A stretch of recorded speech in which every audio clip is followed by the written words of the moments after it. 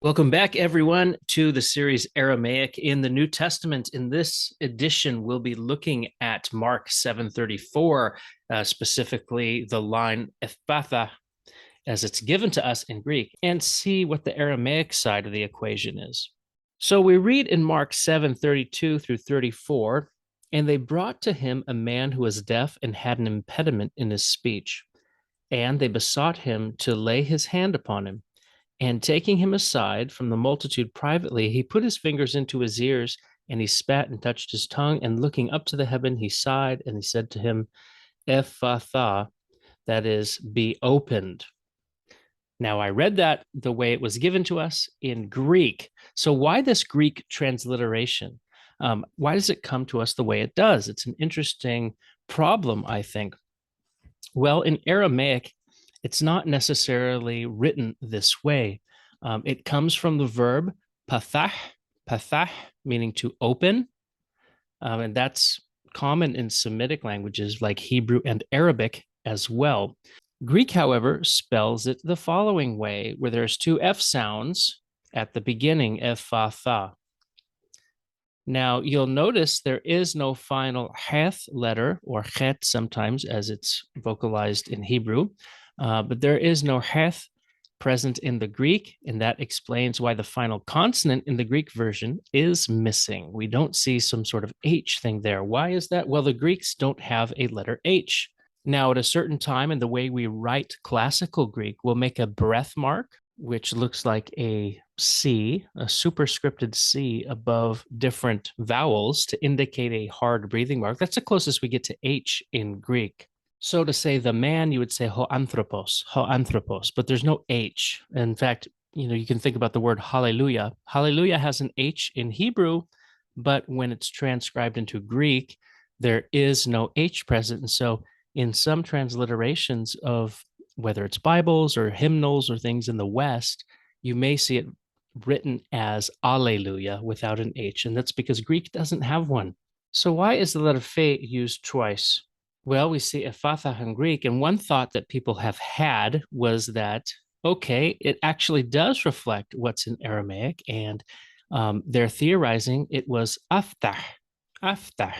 This, no doubt, looks a lot like and feels a lot like the Arabic iftah, iftah ya simsim, open sesame, you may have heard before. However, I think it's not so convincing for Aramaic. One suggestion that has been offered is that it's not Aramaic, it's Hebrew. And so it's a nifal imperative, but that would give us something like hippathach, hippathach, where the nun assimilates to the first radical, which is here it's pay. That still is difficult for us because the ph, the phi, is spirantized, and so we wouldn't get the hard p sound like we would in the letter p or pi, as you may know it from Greek. Well, looking at the Aramaic itself from the Syriac text, we have وحر بشمايل وتنح ومرلي Ephphatha or Ephphatha.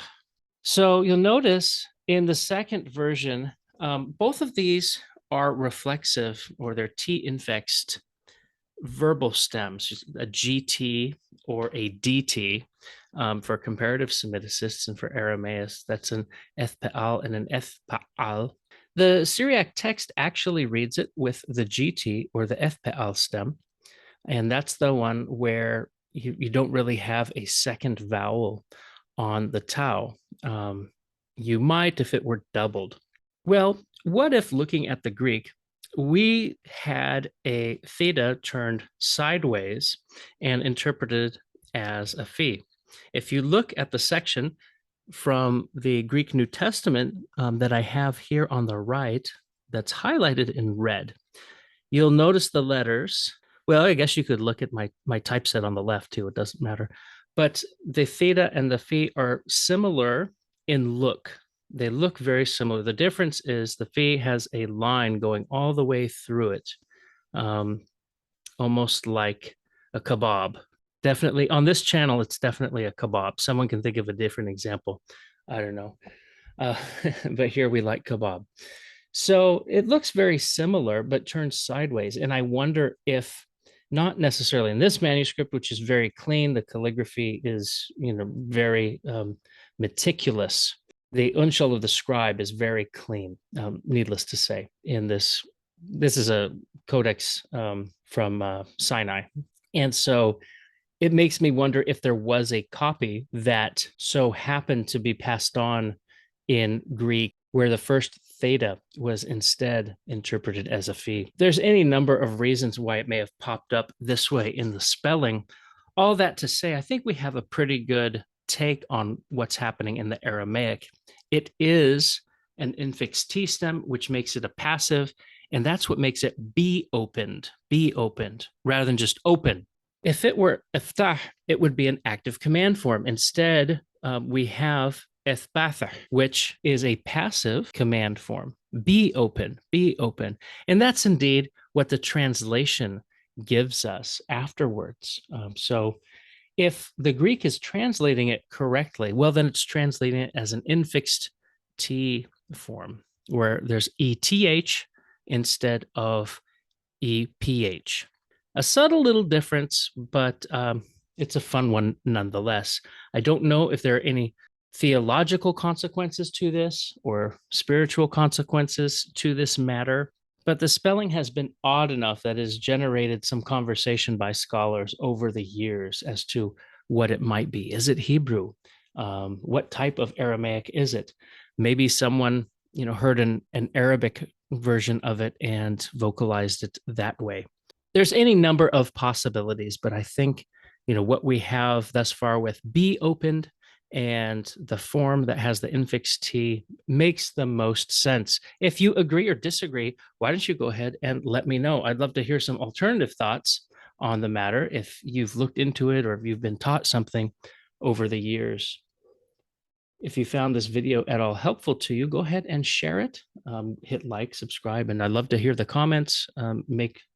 The subsequent discussions from the video often yield content that may have been good in the video to begin with, or are things that should be considered if people haven't before. And sometimes you have to open it up, open the floor up, so to speak, to those conversations. Thank you again for watching. Pushun bashlomo, pushun bashlama.